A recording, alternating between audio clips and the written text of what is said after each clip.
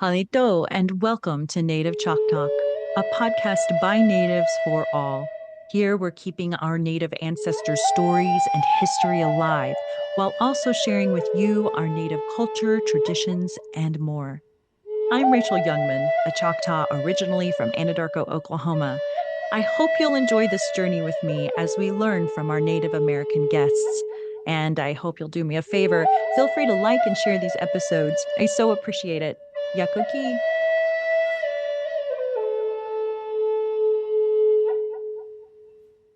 In the last episode, we got to hear from Choctaw veteran Woodrow Joe Boy Wilkins and the stories he has collected over nearly a century of being on this earth. And today we'll speak to his daughter, Amy Lemmer, a member of the Choctaw clan of California, whose family story takes us back to a mystery that occurred in May of 1920.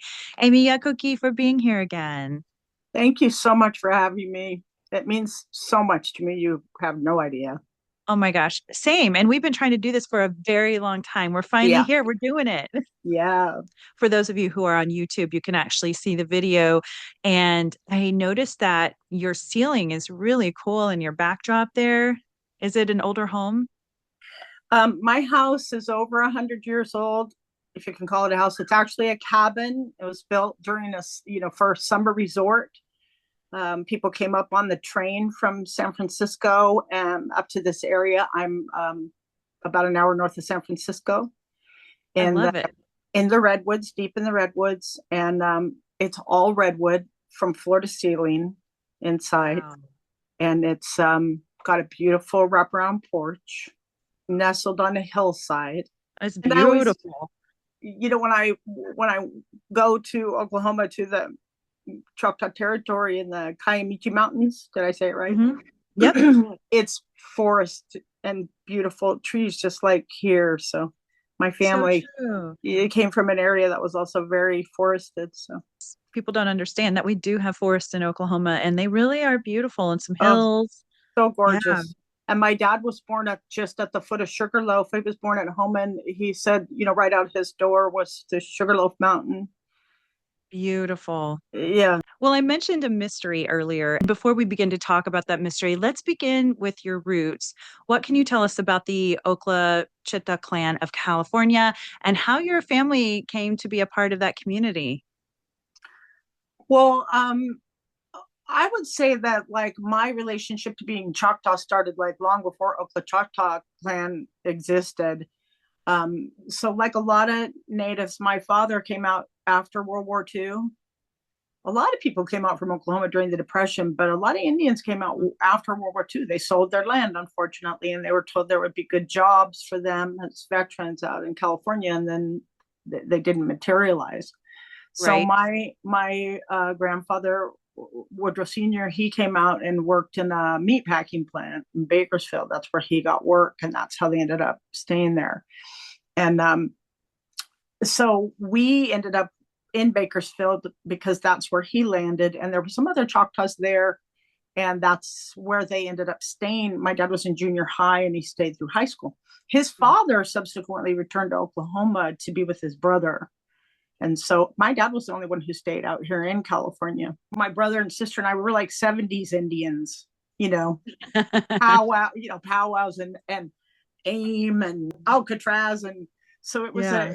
it was kind of really different than traditional Choctaw, the what we grew up in as we learned about natives and native history and being native in the 70s, which was a really intense time. I mean, for me as a really little girl, it was very hard for me to face, what had happened. And people at that time were kind of trying to tell the not so great stuff and, get it in the record, so to speak, which is kind of what I'm doing today.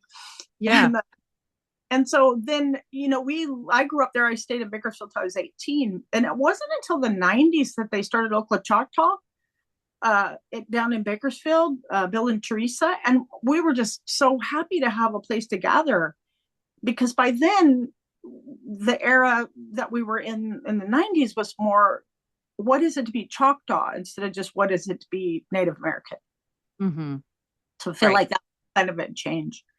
Kind of Yeah. happened in the 80s because a lot of laws changed in the 80s and we got the gaming and Yeah. And so I think it seems to me like Native tribes were really starting to concentrate on their particular dances, their particular traditions, their particular to their tribe. So Hmm. when Okla Choctaw started, it was just wonderful way to reconnect. And my brother was the one who got us involved, Aaron Wilkins.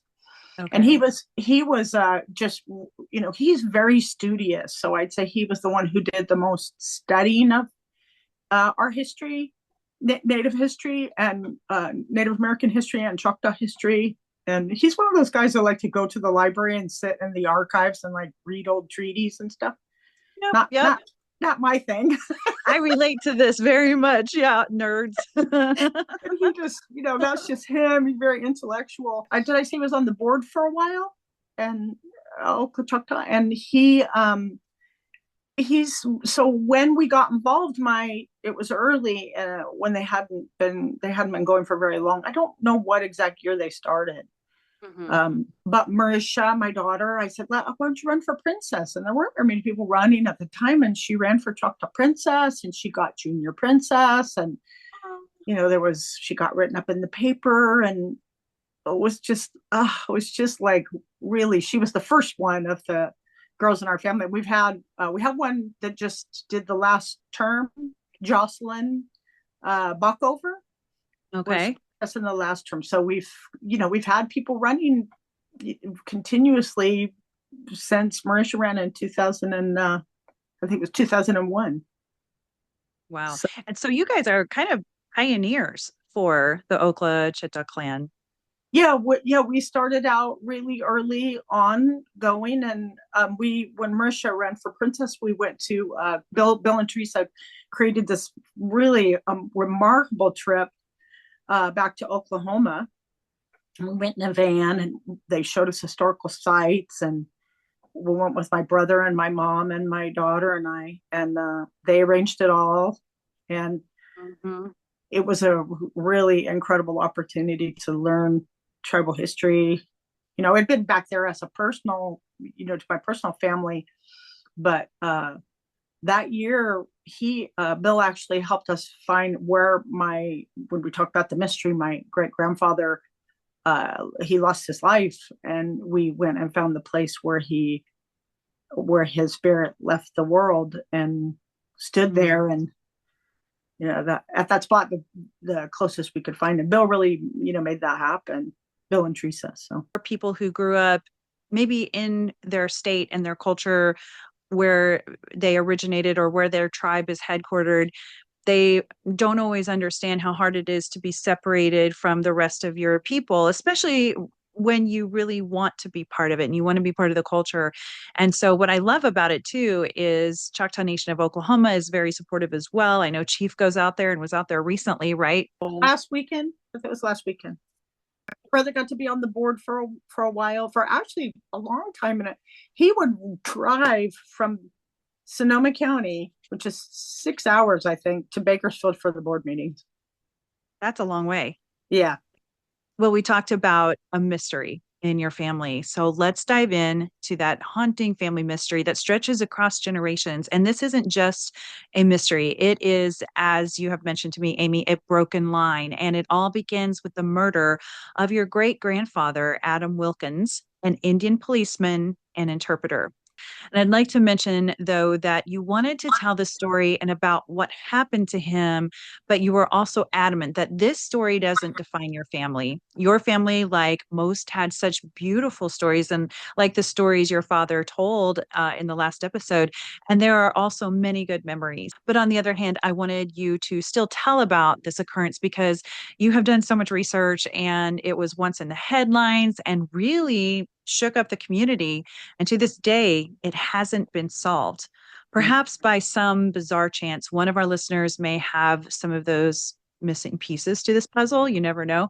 So, in looking into Adam Wilkins, it sounds like he was a wonderful man and a handsome man, too. I'm going to share photos with you, listeners. So, let's back up a bit and talk about who he was first. So, what year was he born and where? He was born in 1878, and he was born in I think he was born in Scullyville. Mm, I'm not positive. I have to double check that. I haven't yeah. seen his birth certificate, so it just would be from notes and records, Mhm. other records, probably his death certificate. So he um he lived right in that area. I don't know if at the end of the Trail of Tears, where the Choctaws came in to into Oklahoma and settled in Scullyville and Howe, Poto, Shady Point, Hartshorn, that area right there. So my Mhm. family came there after removal, and they stayed there for about 100 years. So my dad was born in the 1930s, 1935, and he came out about 10 years later, 1945. So really, they lived in that area from the 1830s until 1945. And my dad came out. I mean, everybody, his Mhm. mom and dad came out, but he was the only one that stayed. So that then my grandfather went back to that same area, and he lived in Marietta, um, and that in that same area where he was born and housed. So Mhm. that when I go back there, I'm like, wow. So from the time of removal, which is as far back as I can find, until in 1940s, my Mhm. family lived right there in that They were corner. also the pioneers. Oh, absolutely, Yeah, absolutely. And they went through so much. I So can only imagine. yeah, it was a really rough time when I look back on what particularly my grandfather Adam and my grandma Liffey, the time period that they lived through, Mm. as if removal wasn't hard enough. So, who was Adam Wilkins? What do you know about his life, his work as an Indian policeman, and then his role in the community? Well, there's something that I wanted to say first, and that's that from the time we first heard about this murder, which was when I was about 10 years old, 1971. Um, it, it was it's such a brutal story that nobody wanted to talk about it. Mm. But I really felt, and my brother and sister really felt, that Adam was trying from the spirit world, that he was trying to get his story told. I don't know that he needed it reconciled, but it was like he was pulling at us. Hmm. And I think it was our generation, my brother, my sister, and I, because it was too brutal for my grandpa and his brother, because they were Yeah. there when it happened. My grandfather Woody was 5, and my uncle Jeff was 11. So then my dad, of course, they didn't tell him, because they didn't want to tell him that story. So when we back when I was 10, it was like, what happened? And my mom, who was not Indian, was much more persistent. Like, when they said, oh, you don't want to talk about that old stuff, you don't want to know. Hmm. She was like, no, what happened? Do want So to know. I do want to, yeah. And how come you won't tell me? And my mom was a very persistent person. So her name, Beverly Varner was her maiden name. So her family's roots are in Texas, so they're a little bit more. Yeah. Let it all hang out. Yeah, go for it. So anyway, when we first started to find out about this murder that happened. Hmm. So my great grandfather Adam, um, it was kind of shocking for me to realize that if he lived to be 90 like my dad had, that I would have met him. Wow. That's that close to this time Yeah, period now. Wow. yeah. And my dad is, he's 90 and healthy, so Yeah. that he's like coherent. Like I could have met him. Oh, Certainly, he would have had such an influence on my dad's life. Of course, I wouldn't exist, because that's a problem with time travel. You true. change, you This is change the problem with anything. time travel. So it went how it went. That's why I exist. So Yeah. it's always a good reminder when you're looking at something difficult or tragic, which there's a lot of those stories in when you look into Native history.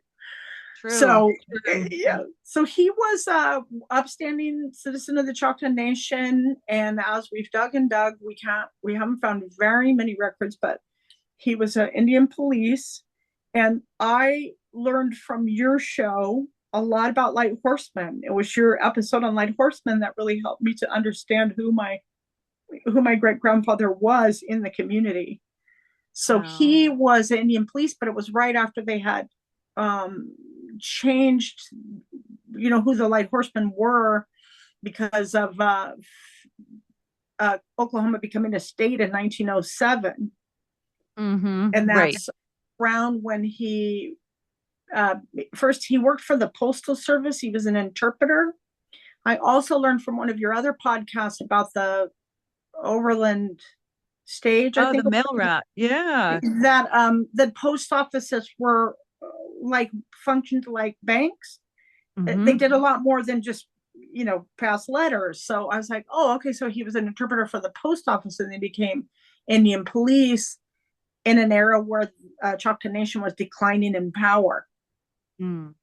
So they didn't even call them light horsemen anymore, but that had been a very revered position where they were, not only did they pursue people and arrest them, but they adjudicated, the punishment. Right. And so I'm like, oh, okay. So when he was a young boy, say maybe 15 years old, when statehood was happening and he lived through the allotment process, um, he would have looked at the light horsemen as these revered community members, and Mm-hmm. he would have known them like they would have known him. Yep. So, he so he became an Indian police, but unfortunately, it was kind of in a time of decline of power for Choctaw Nation. So, um, I have letters in his own handwriting. And I'll never forget when I first saw a letter written in his own handwriting with his signature. And he's asking to be able to arrest people in Choctaw Nation for violating the liquor laws. Yeah. And he Okay. says that he wants to eradicate whiskey from his people. So, in case you guys haven't listened to the Light Horseman episode yet, you should go listen, You should go listen to it. Thank you, Amy. Thank you. because in that they really explain how the intricate relationship between liquor and the Light Horseman. Like, it was one of the So main true. things that they were arresting people for was bootlegging and distribution and sell of alcohol. And here's how we connect because my ancestors on this wall behind me, they were bootleggers. And so your great grandfather, great Yeah, grandfather, yeah, great grandfather probably arrested one of my people. I'm just yeah. saying. They were in Isn't jail all the time for it. yeah? Well, and they wouldn't let him. It's strange because in the end, they won't let him have the power that he's asking for to be able to arrest Really? people. And you can see the details in the letters, which I'll send you a copy of the letters. But he's trying very hard to get more power, and the letters of recommendation to him are glowing, and they still in the end won't give him, Why do give you them. think that is? I wonder, unless maybe there were some insiders that were also in the bootlegging thing or, Oh, corruption. oh, absolutely. My guess is that it was corruption in Mhm. the system. I mean, it was a really brutal time. 1920 is when the Osage murders were Totally. happening, the Right. Tulsa race riot, like it was oil had been discovered, and so there was just kind of like with the gold rush, there was just this incredible unleashing of greed and graft and corruption and murder, and you Totally. know.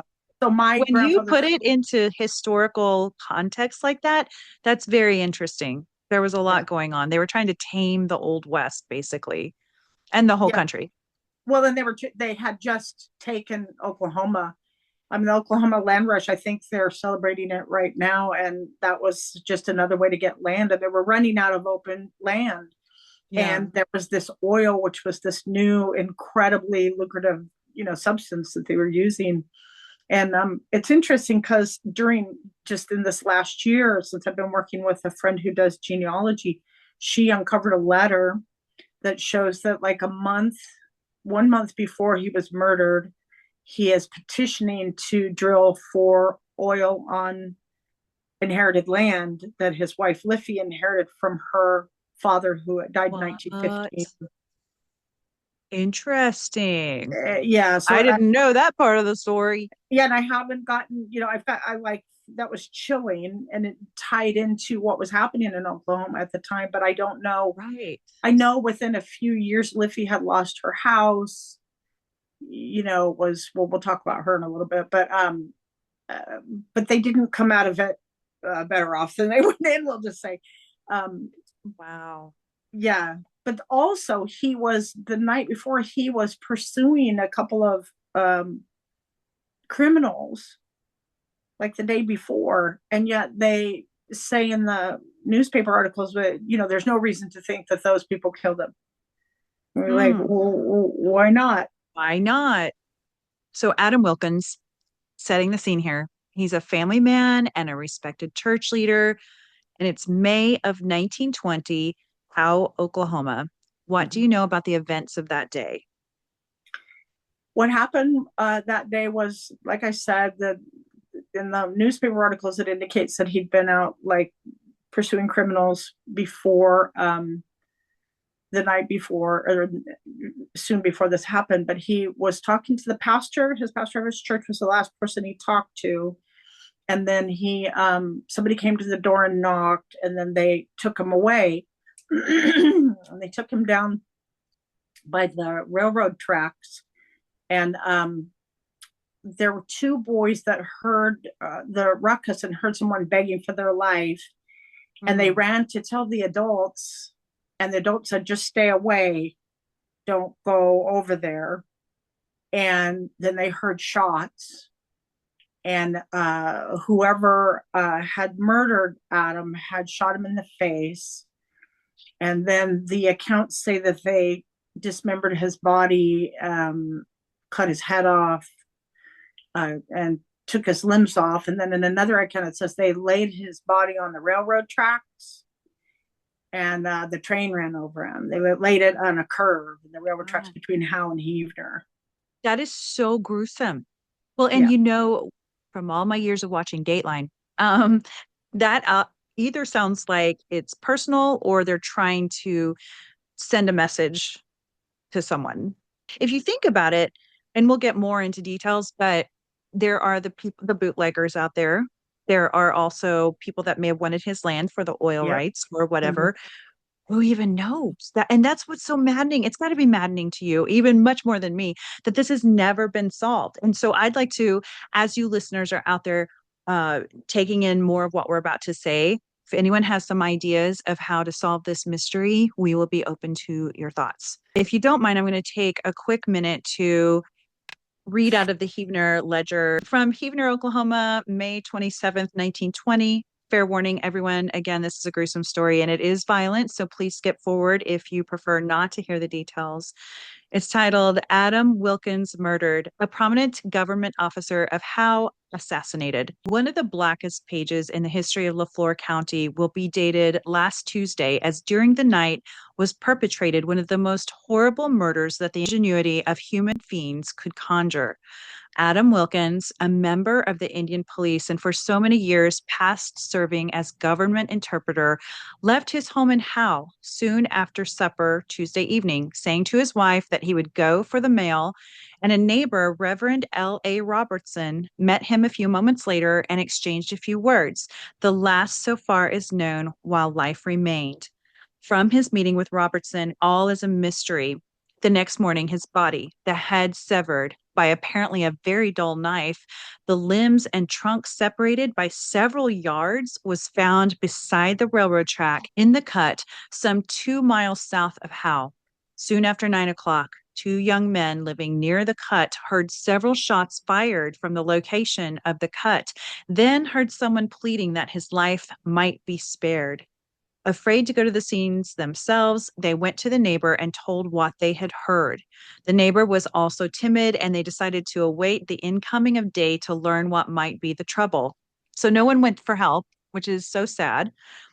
After daybreak, the two young men, Al Bulger and Bowles, went to the cut and found the most gruesome sight imaginable. Parts of a man's body was seen in different places, a leg here, an arm there, and the trunk a few feet distant, while the head, which both men recognized as that of Mr. Wilkins, was laid in a hole at some distance.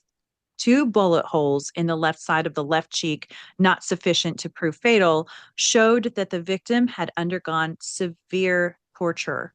Word was at once phoned to the officers at this place, and how, in a short time, a large number of persons were at the scene to witness the act of the heartless fiends who could thus take human life.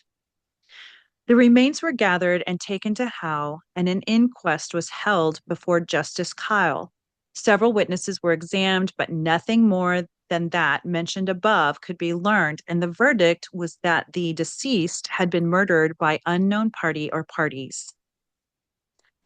Mr. Wilkins was a full blood Choctaw Indian, well educated and liked and respected by all who knew him. For many years past, he has held an official position under the government as policeman and interpreter. The day previous to his murder, he had been out with another officer looking for some escaped prisoners might be responsible for the atrocious crime. Yet there is nothing whatever to give credence to such an idea. So far as made public, the officers have no clue to the perpetrators, but such a ghastly crime will rouse the interest of every officer and citizen, and there is no doubt but that sooner or later the truth will be known and justice be meted to the evildoers. It's so chilling Yeah. that the murders have never been identified. And how has that lack of justice affected your family? How it affected my family is impossible to separate from the time that it occurred, like Hmm. the times that it occurred in. So Hmm.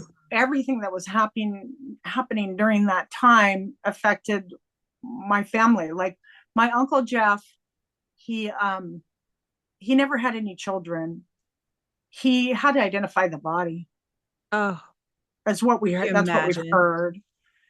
And my grandfather was 5, so then he grew up without a father.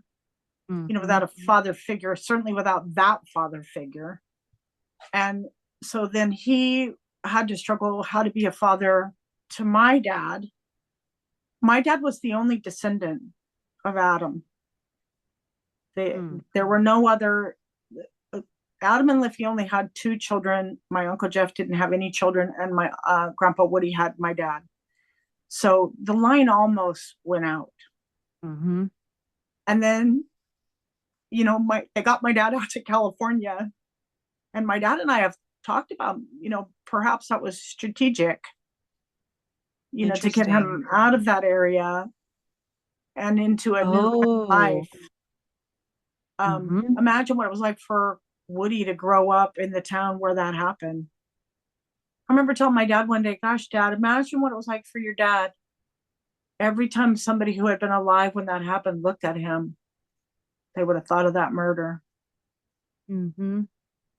So yeah, I mean, you can't even imagine how it affected him. And this was a small town, Oh yeah, and house I can, tiny. right? I mean, these days we watch movies and shows about murder. I think we've become a little bit desensitized to it. People back then didn't have a lot of access to those kinds of brutalities. They weren't used to that. So I can imagine that just shook the town up. And then they didn't catch the killer or killers. So that had to have been terrifying. Well, think about this. My guess is they knew who they were, Oh. and they didn't want to. uh, some people didn't want them to be discovered, but probably because if you're capable and willing to do something that heinous, Yeah. nobody wants to mess with you. Which And means that there was a darker side to that community than, we think about it back then and think about that particular community and think, oh, what a beautiful time. What a beautiful time to be alive. And everybody knows everybody. There is a darker side to something in that area. right, and like I said, there was a lot of greed for land. There was a lot of greed for oil wealth. Like the land that he had that had the oil wealth on it, it wasn't as bad as the Osage, because the Osage owned their mineral rights. So they had like a unique situation, made them even more vulnerable. But it was happening to all natives. It I mean, absolutely was. they were Yep. murdering people, and then taking their children into trust and putting them in orphanages. I mean, it was bad. It was dark. And so I think about, that's how come I say, well, I can't really separate my great grandfather's murder from the times. Yes. How True. did people live through that, and how, especially native people whose power was really in steep decline. Uh, and then the white people who watched and knew who was doing it. They Yeah. knew who the murderers were, and so so maybe they didn't know for sure who murdered Adam, but yeah. Wow. I feel like the plot just kind of thickens the more I think about it and start thinking about it from other people's perspectives and the Right, community's perspectives. right. So, and again, there's Liffey, Adam's wife, and we'll talk about her in a minute a little more, but she's a central, kind of complicated figure in this story. Absolutely, she's the most. Right? It's more clear when I look at him, like what kind of person he was. Very upstanding, he was a Christian. You kind of get a sense of him. But Liffey, she just lost and lost and lost. When I think of her as a young girl marrying this prominent native man, and in her community, I think their marriage license is in Choctaw, and they had to get it renewed in English. Yeah. And she lived through allotment, statehood, and she lost babies. She only had she only lived to be 50, and I think she had four children, and only two lived.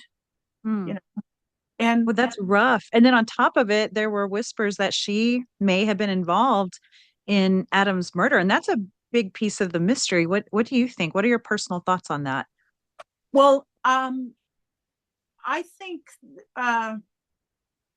she didn't she didn't kill him. Like, it's pretty Yeah, clear she's not the one who murdered him. Like, she didn't show that kind of fiendishness, and but right. she was obviously, um she was not happy in her marriage. It's pretty Mm. clear from the documents that she was not happy. And even from, so you got documents, and then you have family lore. So the only person that I met, well, besides my grandfather, but the only person I ever talked to about Liffey that actually knew her was my aunt Ola Mae Draper. Mm. So Ola Mae was her niece. She was Sophie Billy, and later Draper. Her That was her mother.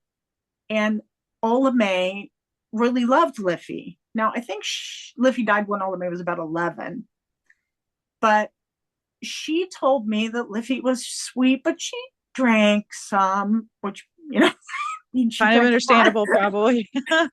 And so it seems that she had a problem with alcohol. Another piece of evidence that she had an alcohol problem was that she, after he dies and the will is being, you find these little clues. Yeah, So yeah. those of you out there who are, genealogy nerds, like, Mm. there's this will, and it shows him paying off this pharmacy bill, and it's a, patented medicine that's, you know, alcohol. Okay. Buys a lot of it.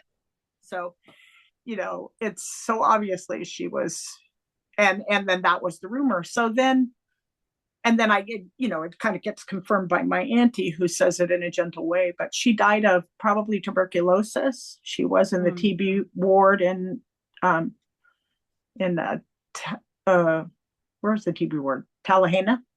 No, Okay. is it Hmm. Tallahena? Hmm. Yeah. Um, anyway, she obviously was not a happy. Well, here, look, there's her. There she is. Oh, she doesn't look happy. Nope. She does not look Right. happy. And I know this is like, can you imagine if your whole life was just, shown in two pictures, but but we have one other Yeah. picture of her when she's younger, and she just looks so much happier and healthier. So So sad. I look at those pictures, and I think, what a tough time she had. And, what had it come to them accusing her of murdering her husband? Stay tuned for part 2 of this series. Thanks for listening to Native Chalk Talk. Be sure to join our community on YouTube, Facebook, Instagram, and Twitter, and check us out at nativechalktalk.com. Stay tuned for the next episode. You're going to love it. Yakoki. Thank you, my friends.